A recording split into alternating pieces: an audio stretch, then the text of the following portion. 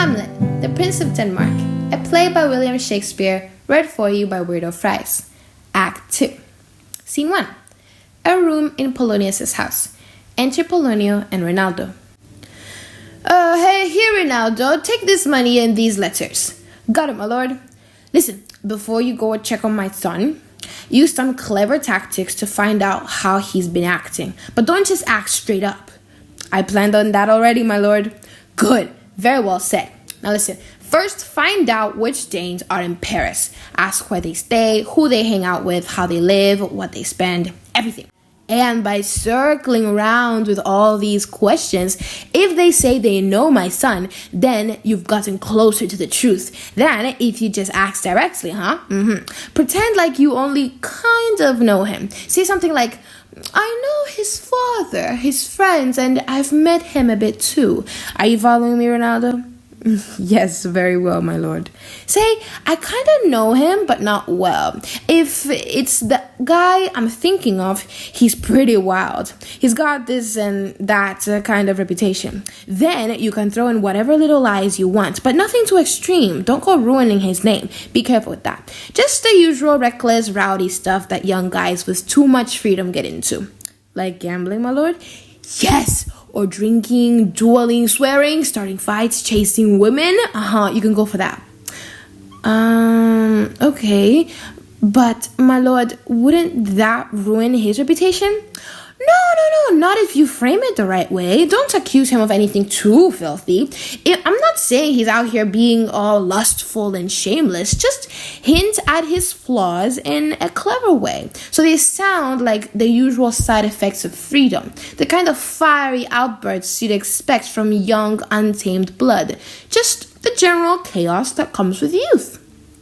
But, my good lord, why should you do all this, you ask? Yes, my lord, that's exactly what I want to know. All right, then, here's my angle. And I think it's a pretty solid strategy.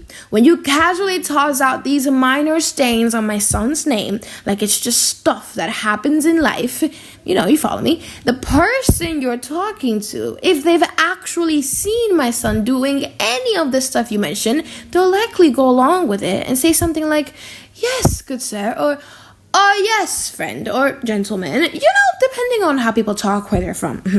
Very good, my lord. And then, sir, what he does is...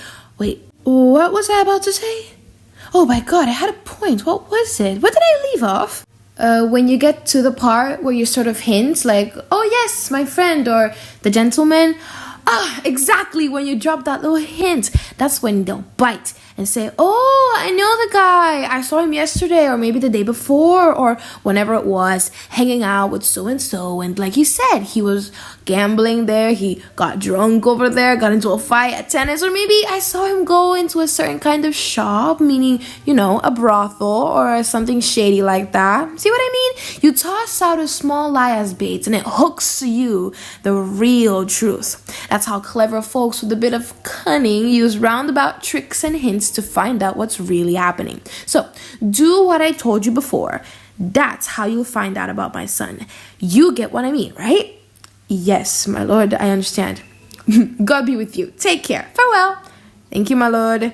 Watch his behavior closely yourself. I will, my lord. And let him keep up with his music. Of course, my lord. Farewell. Ronaldo exits, enter Ophelia. Oh, what's going on, Ophelia? What's the matter? Oh, my lord, I was absolutely terrified. Terrified? By what, for God's sake? My lord, I was sitting in my room sewing when Lord Hamlet came in. His shirt all unbuttoned, no hat, his stockings filthy loose, falling down around his ankles. He was pale as a ghost, knees shaking, and the look on his face, it was like he'd just crawled out of hell to tell me about the horrors he'd seen. Is he mad because of his love for you? My lord, I don't know, but honestly, I'm afraid so. What did he say? He grabbed me by the wrist and held on tight. Then he stepped back, holding my arm at full length, and with his other hand over his forehead, he stared at my face like he was trying to memorize it, like he was sketching it in his mind. He stayed like that for a long time, and then, after I slightly moved my arm, he nodded his head up and down 3 times and let out this deep, broken sigh, like it tore through his whole body and nearly killed him on the spot. Then he let me go. He turned his head over his shoulder and somehow walked out the door without even looking where he was going. But even as he left, his eyes stayed locked on me until the very end. Come with me. I'm going to find the king. This is definitely love mad, out of control love. It's so intense it destroys itself and drives people to do desperate, reckless things, just like any powerful emotion can. I'm sorry, have you said anything harsh to him recently? No, my good lord, but just like you told me to, I sent back his letters and refused to see him. That's what drove him mad. I regret not watching him more closely, not judging the situation with better sense. I thought he was just playing around, that he meant to mess with you. Curse my suspicious nature. I guess it's just typical for old folks like me to overthink everything, just like it's typical for young people to act without thinking at all. Come, let's go to the king. This has to be brought to light. If we keep it secret, it might cause more pain than if we just admit the truth. They exit. Scene 2. Scene 2. A room in the castle. Enter King, Queen, Rosencrantz, Guildenstern, and attendants. Welcome, dear Rosencrantz and Guildenstern. We've wanted to see you both for a while, but honestly, we called for you quickly because we need your help. You've probably heard about Hamlet's strange behavior. I call it a transformation because he's not the same on the outside or inside anymore. Whatever's causing it besides his father's death, I have no idea. So I'm asking you both, since you grew up with him and you're close to him in age and personality, please stay at court with us for a bit. Spend time with him, hang out, get him talking, get him smiling, and see if you can pick up on anything that might be bothering him, something he hasn't told us, but that we might be able to fix if we knew. Kind gentleman, he's spoken of you often, and I'm sure there are no two men alive he's more attached to. If you'd be willing to show us that much kindness and loyalty by spending some time here with him to help us with what we're hoping to learn, you'll be thanked in a way only a king can thank you. Your Majesties could have just ordered us. You got that kind of power instead of asking so politely. We're at your service completely. We give ourselves fully to whatever you need, ready and willing to do whatever you command. Thank you, Rosencrantz, and kind Guildenstern. Thank you, Guildenstern, and dear Rosencrantz. Please, go see my son right away. He's changed far too much. Someone, go, take these gentlemen to where Hamlet is. Heaven grant that our presence and efforts bring him some comfort and do him good. Yes, amen to that. Rosencrantz, Guildenstern, and some attendants exit. Enter Polonius. The ambassadors from Norway, my good lord, have returned, and with joyful news. You're always the one bringing good news, aren't you? A real father figure of fortune.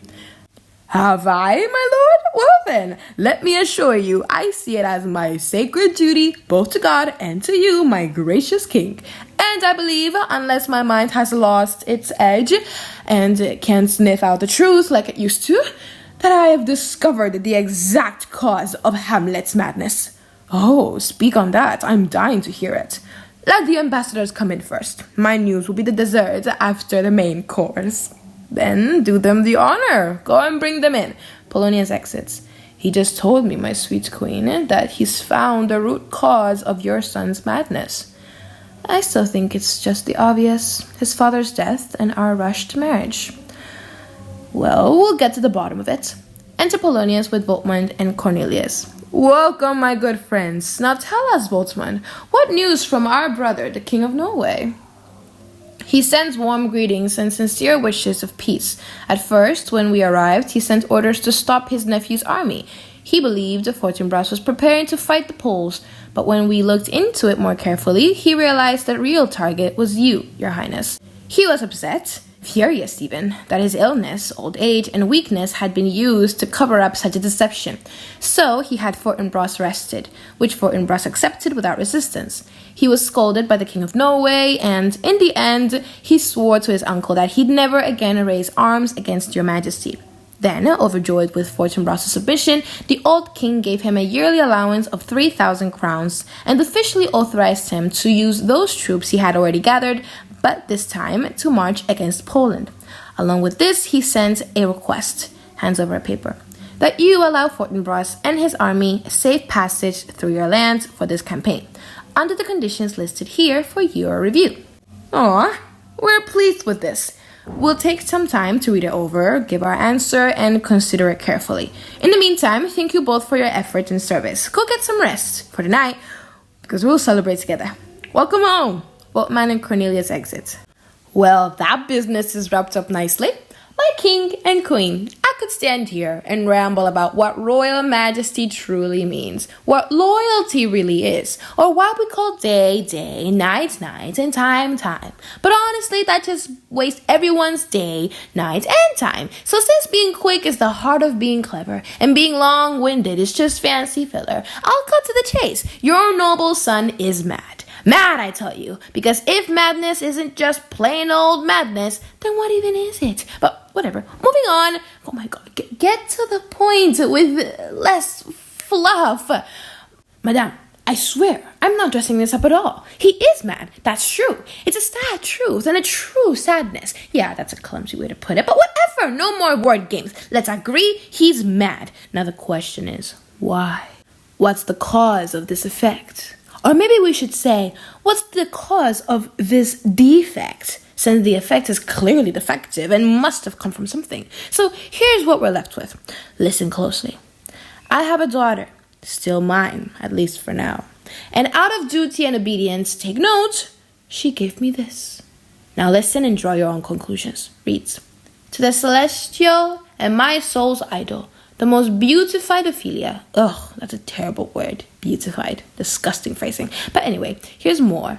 Reads, these, in her excellent white bosom, these, etc. Did Hamlet write this to her? Patience, good madame. I'll be thorough. Question if the stars are really burning. Question if the sun truly moves across the sky. Question whether truth itself might be a lie, but never, ever question that I love you. Oh dear Ophelia, I am no good at poetry. I don't have the skill to count all my sighs. But know this, I love you most, more than anything. Farewell. Yours always, most dear lady, while this body is still mine, Hamlet. My daughter gave this to me, obeying my instructions. And beyond just this letter, she's told me all the times, all the places, and the ways he's tried to court her. Everything, straight to my ears. But how did she respond to this love? What do you think of me? I think you're a faithful and honorable man. I hope I prove worthy of that. But let me ask, what would you have thought when I saw this fiery young love taking flight, as I clearly did, even before my daughter told me? What would you have thought, or your gracious queen, if I just played dumb? If I just acted like a journal for secret notes, closed my eyes to it, kept quiet, just watched their affair like it didn't matter? No, I handled it directly. I said it to my daughter. Lord Hamlet is a prince. He's out of your league. This can't happen. And I gave her strict orders. Don't see him. Don't respond to his letters. Don't accept his gifts. She followed my advice exactly. And as a result, long story short, he spiraled first into sadness, then he stopped eating, then he couldn't sleep, then his body weakened, and then his mind became unstable. And finally, all of that led to the madness you see now, and we all grieve over. Do you really think that this is the cause? It is possible, very likely even. Tell me honestly, has there ever been a time I've said this is the truth and it turned out I was wrong? Not that I recall. You can cut off this from this if I'm wrong. Points to his head and then his shoulder. If the clues point me forward, I'll dig up the truth, even if it's buried right in the center of the earth. How can we test this further? Well, you know he sometimes walks for 4 hours straight out in the lobby. Yes, he does. He really does. Then that's when I'll send my daughter to him. You and I can hide behind a tapestry and watch what happens. If he doesn't love her, and his madness isn't because of that, then I am no fit to serve in court. I'll go be a farmer and drive wagons instead. We'll try it. Enter Hamlet reading. But look, here he comes, the poor soul, reading and looking so miserable. Please, both of you go. I beg of you. Let me handle this. I'll speak with him right now. Give me a moment. King, queen, and attendants exit. How are you, my lord Hamlet? Well enough, thanks be to God. Do you know who I am, my lord? Oh, yes, perfectly. You're a fishmonger. Not I, my lord. Then I wish you were. At least then you'd be an honest man. Honest, my lord? Yes, sir. In this world, being honest makes you rarer than one man in 10,000. Very true, my lord. Well, if the sun can make maggots grow in a dead dog, since even rotting flesh gets a kiss from sunlight, do you have a daughter? I do, my lord. Then don't let her walk in the sun. Getting pregnant might be a blessing, but maybe not the way your daughter might conceive it. Watch out, friend. Keep an eye on that.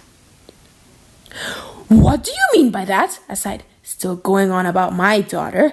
But he didn't recognize me at first. Called me a fishmonger. He's completely gone. Completely. And honestly, I remember what love did to me when I was young. I was nearly this bad. I'll try him again.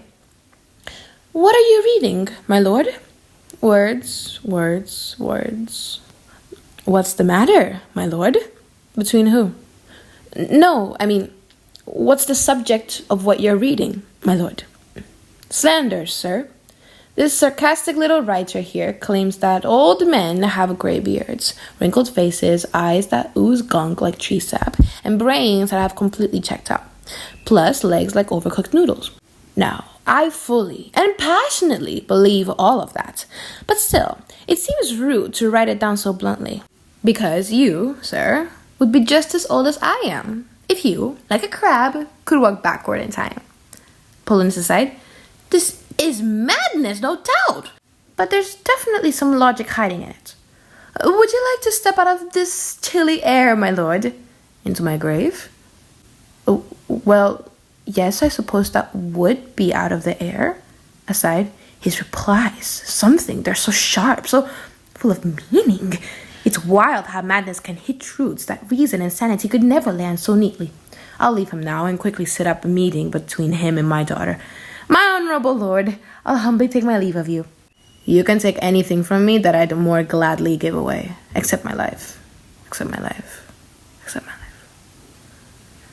Farewell, my lord. These tedious old fools. Enter Rosencrantz and Guildenstern. You're here to see Lord Hamlet? There he is. To Polonius. God save you, sir. Polonius exits. My honored lord. My most dear lord. My excellent good friends. How are you, Guildenstern? Rosencrantz. Good lads. How are you both doing? Like the average children of the earth. Nothing special. We're happy, but not too happy. We're not the little jewel on top of the fortune's hat.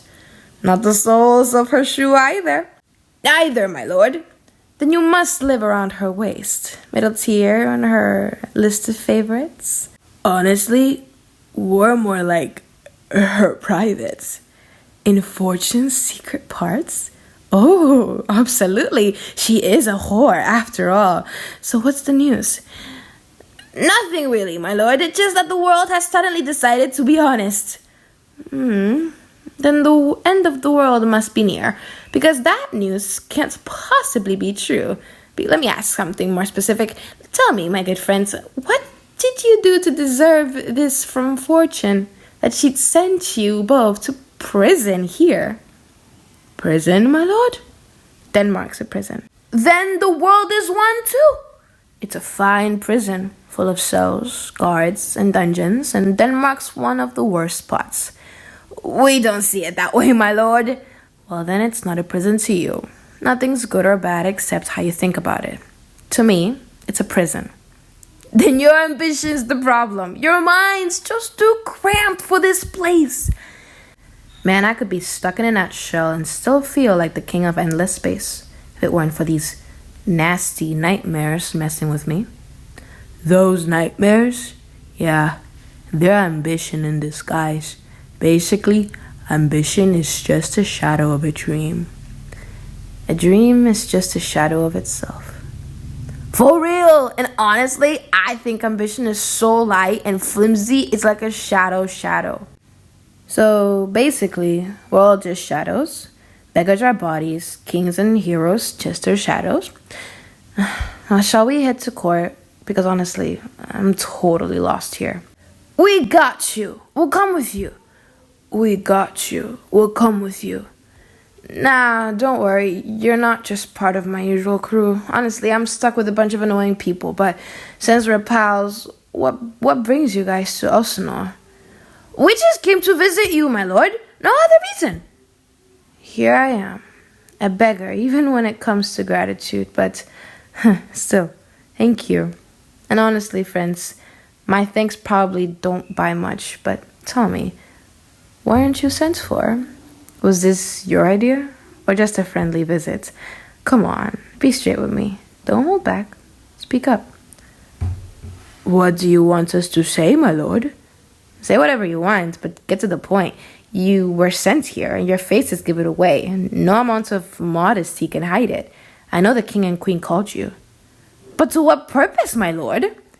You gotta tell me. But I swear, by our friendship, our shared youth, and the bond of our lasting love, and by anything else a better reason could use, be straight with me.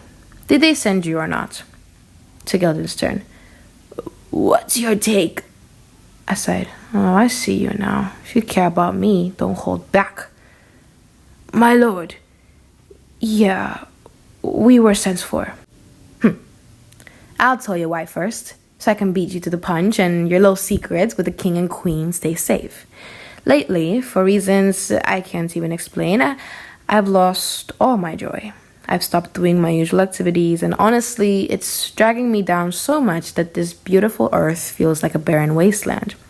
That amazing sky above us, all bright and gold like a fancy ceiling, to me it just looks like a nasty cloud of pollution. What a marvel humans are. So smart, so talented, with perfect bodies that move gracefully. And what we